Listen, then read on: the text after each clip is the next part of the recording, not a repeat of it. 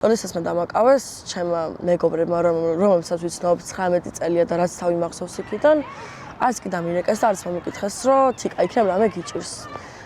ჩვენ მეგობრებიან, რომ პოლიტიკის გამო ყველაფერზე ხართ წამსვლელებიო, ეს არასწორი არის. ისინი არიან სინამდვილეში პოლიტიკის გამო ყველაფერზე წამსვლელები.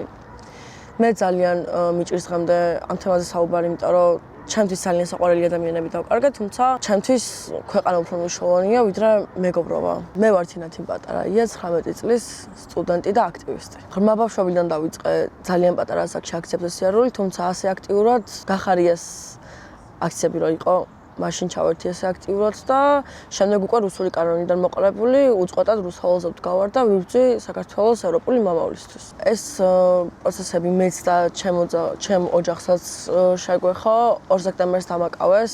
მომიტაცეს ტროტუარიდან ვიჯექი იზოლატორში, ასევე მამაჩემიც, რომელიც არის ოპერატორი და ძალიან ბევრი ჯარიმა მაქვს უკვე სადღაც 30,000 ლარამდე. იზოლატორში რომ მიგვიყვანეს, ვიყავი 48 საათი და ეს 48 საათი იმდენად გაიწელა და იმდენად საშინელ მახსოვს, რომ ყველა გახსენებაზე ძალიან ცუდ გუნებაზე ვდგები, იმიტომ რომ ძალიან საშინელი პირობები იყო. თავდაპირველად იზოლატორში როცა მიყავ ხარ, გაშიშვლებენ, გამცირებენ, გზაში სანამ პოლიციელები მივიყვანდნენ, ჩამიგდეს გაცბობა და ვფიქრობ, რომ ეს არის ერთ-ერთი დაშინების მეთოდი, ანუ ამ მეთოდებით უნდათ რომ დააშინონ ის ადამიანები, რომლებიც არიან აქტიურად ჩართული ამ პროტესტში. არ იმუშავებს, არც მუშაობს, იმიტომ რომ ჩვენ დაშინებულები ვიყავთ, აღარ გავიდოთ აქციაზე და მე პირადად როდესაც გამოვედი სასამართლოდან იმ ღამეს წავედი რუსთაველზე და დავდექი და გადავკეტე რუსთაველი. ანუ საშიში დაჭერაში არაფერი არ არის, დაგიჭერენ და გამოხვალ. კი, რთულია ეს პერიოდი, რაც იზოლატორში უნდა გაატარო, თუმცა იმდენად საშიში და ცუდი, ამაში არაფერი ისეთი არ არის, რომ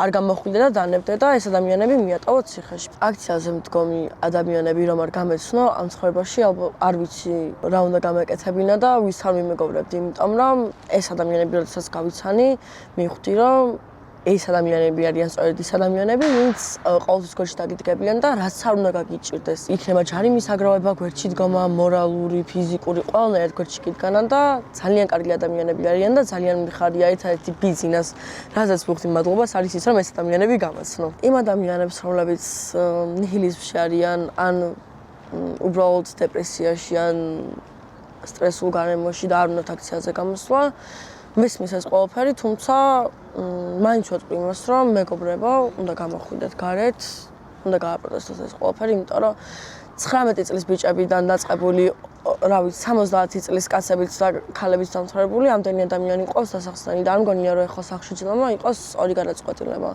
ასე რომ ყველა ჯობია, რომ ვიფიქროთ ამაზე, მივხედოთ ჩვენს ჯანმრთელობას და ყველაფრის მიუხედავად მაინც ვიდგეთ რუსთაველზე უწყვეტად.